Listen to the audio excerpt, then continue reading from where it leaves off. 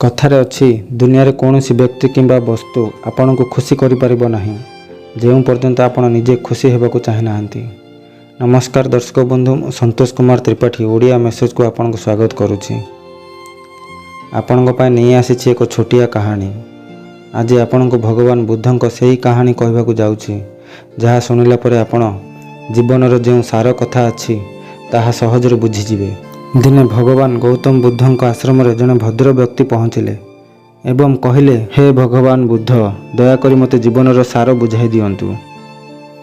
ତ ଭଗବାନ ବୁଦ୍ଧ ସେହି ବ୍ୟକ୍ତିଙ୍କୁ କିଛି ପ୍ରଶ୍ନ କଲେ। କ'ଣ ଆପଣଙ୍କ ପୁଅ ଅଛି? ତ ବ୍ୟକ୍ତି ଜଣକ କହିଲେ, ହଁ ଅଛି।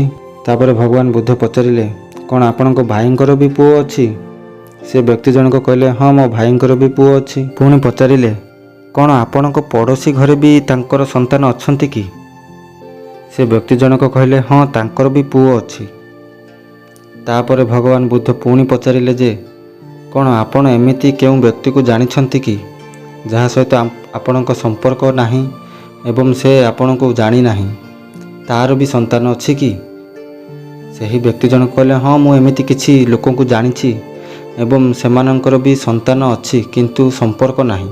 ଏହି 4ଟି ପ୍ରଶ୍ନ କରିବା ପରେ ଭଗବାନ ବୁଦ୍ଧ ସେହି ବ୍ୟକ୍ତି ଜଣକୁ ସିଧା ପ୍ରଶ୍ନ କଲେ ଯେ, ଧରି ନିଅନ୍ତୁ ଆପଣଙ୍କ ପୁତ୍ରର ମୃତ୍ୟୁ ହୋଇଯିବ, ଆପଣଙ୍କୁ କେମିତି ଲାଗିବ?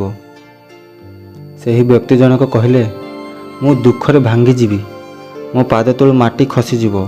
ଆପଣ ଏମିତି କ'ଣ କହୁଛନ୍ତି? ମୋ ପାଇଁ ମୋ ପୁଅ ସବୁକିଛି, ସେ ହିଁ ମୋ ଦୁନିଆ, ସିଏ ଗଲା ପରେ ମୋ ଦୁନିଆରେ କିଛି ଆଉ ନାହିଁ।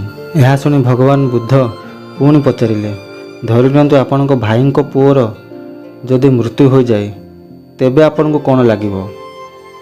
ସେ ବ୍ୟକ୍ତି ଜଣକ କହିଲେ, ମୋତେ ଦୁଃଖ ହେବ, କିନ୍ତୁ ସେତିକି ଦୁଃଖ ହେବ ନାହିଁ ଯେତିକି ମୋ ପୁଅ ଚାଲିଗଲେ ହେବ। ପୁଣି ଭଗବାନ ବୁଦ୍ଧ ପଚାରିଲେ, ଧରି ନିଅନ୍ତୁ ଆପଣଙ୍କ ଯେଉଁ ପଡ଼ୋଶୀ ଅଛନ୍ତି, ଯଦି ତାଙ୍କ ପୁତ୍ରର ମୃତ୍ୟୁ ହୋଇଯାଏ, ତେବେ ଆପଣଙ୍କୁ କ'ଣ ଲାଗିବ? ସେହି ବ୍ୟକ୍ତି ଜଣକ କହିଲେ, ମୋତେ ଖରାପ ଲାଗିବ ଏହା ଶୁଣି, କିନ୍ତୁ ଦୁଃଖ ସେତେ ହେବ ନାହିଁ। ପୁଣି ଭଗବାନ ବୁଦ୍ଧ ପଚାରିଲେ, ସେ ଯେଉଁ ବ୍ୟକ୍ତି ଯିଏ ନା ଆପଣଙ୍କୁ ଜାଣିଛି ନା ଆପଣ ତାକୁ ଜାଣିଛନ୍ତି, ଯଦି ସେହି ବ୍ୟକ୍ତିଙ୍କର ପୁତ୍ରର ମୃତ୍ୟୁ ହୋଇଯାଏ, ତେବେ ଆପଣଙ୍କୁ କ'ଣ ଲାଗିବ? ସେ ବ୍ୟକ୍ତି ଜଣକ କହିଲେ, ପ୍ରକୃତ ସତ୍ୟ କହିବି ପ୍ରଭୁ, ମୋତେ କିଛି ଦୁଃଖ ହେବନି କି ଖରାପ ବି ଲାଗିବ ନାହିଁ, କାରଣ ମୁଁ ତାକୁ ଜାଣି ନାହିଁ କି ଚିହ୍ନି ନାହିଁ।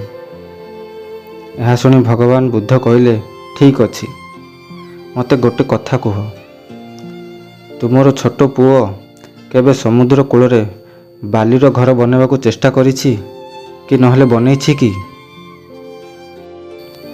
ସେହି ବ୍ୟକ୍ତି ଜଣକ କହିଲେ, ହଁ ସିଏ ବହୁତ ଥର ବନାଇଛି। ଭଗବାନ ବୁଦ୍ଧ କହିଲେ, ତେବେ ବେଳେବେଳେ ସମୁଦ୍ରରେ ଢେଉ ଆସି ତାକୁ ଭାଙ୍ଗି ଦେଉଥିବ, ପାଣିରେ ଭସାଇ ନେଇଯାଉଥିବ, କ'ଣ ସେତେବେଳେ ଆପଣଙ୍କ ପୁଅ କାନ୍ଦେ? ସେ ବ୍ୟକ୍ତି ଜଣକ କହିଲେ, ହଁ କାନ୍ଦେ। ଭଗବାନ ବୁଦ୍ଧ ପଚାରିଲେ, କ'ଣ ଆପଣ ବି ସେତେବେଳେ କାନ୍ଦନ୍ତି କି? ସେ ବ୍ୟକ୍ତି ଜଣକ କହିଲେ, ମୁଁ କ'ଣ ପାଇଁ କାନ୍ଦିବି? ମୋତେ ତ ଜଣା ତାହା କେବଳ କିଛି ସମୟ ପାଇଁ ଥିଲା ଏବଂ ତାର ଭାଙ୍ଗିବା ନିଶ୍ଚିତ ଥିଲା, ସେଥିପାଇଁ ମୁଁ କାନ୍ଦେ ନାହିଁ, କିନ୍ତୁ ମୋର ପୁଅ କାନ୍ଦେ। ଭଗବାନ ଗୌତମ ବୁଦ୍ଧ କହିଲେ, ଯଦି ଆପଣ ଦୁନିଆର ସବୁ କଥାରେ ଦୁଃଖିତ ହୁଅନ୍ତି, ତେବେ ଆପଣଙ୍କର ଏବଂ ଆପଣଙ୍କ ପୁଅ ମଧ୍ୟରେ କୌଣସି ଅନ୍ତର ନାହିଁ। ଯିଏ ବାଲି ଘରେ ଧୋଇ ହୋଇଗଲେ ମଧ୍ୟ ଦୁଃଖିତ ହେଉଛି। ଏହା ହେଉଛି ଜୀବନର ସାର। ଯେଉଁ ଜିନିଷରେ ଆପଣଙ୍କର ଲୋଭ ଏବଂ ମୋହ ହୋଇଯାଏ, ଦୁଃଖ କେବଳ ଏବଂ କେବଳ ସେଥିରୁ ହୋଇଥାଏ।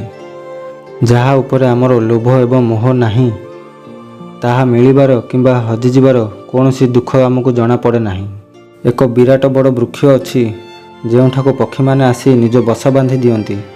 ପରଦିନ ସକାଳେ ଯେତେବେଳେ ପକ୍ଷୀମାନେ ଗଛକୁ ଛାଡ଼ି ଚାଲିଯାଆନ୍ତି, ସେତେବେଳେ ସେ ଗଛ ଭାବେନି ଯେ ପକ୍ଷୀମାନେ ପୁଣି ସନ୍ଧ୍ୟାରେ ଆସିବେ କି ନାହିଁ। ନା ଗଛ ସେମାନଙ୍କୁ ନିମନ୍ତ୍ରଣ ଦିଏ ଯେ ତୁମମାନେ ପୁଣି ସନ୍ଧ୍ୟାକୁ ଆସିବ ହେରି, ମୋତେ ଛାଡ଼ି ଯାଅ ନାହିଁ। ସେହି ଗଛ ଭଳି ବନନ୍ତୁ, ଯାହାକୁ ସତ୍ୟ ଜଣା, ଏହି ଦୁନିଆରେ ସବୁକିଛି ଅସ୍ଥାୟୀ ଅଟେ। ଯଦି ଆପଣ ଏହି ସତ୍ୟକୁ ଜାଣିଯିବେ ଏବଂ ମାନିନେବେ, ତେବେ ଆପଣଙ୍କୁ ଏହି ଦୁଃଖର ଲେଭେଲ ଟିକେ କମ୍ ହୋଇଯିବ।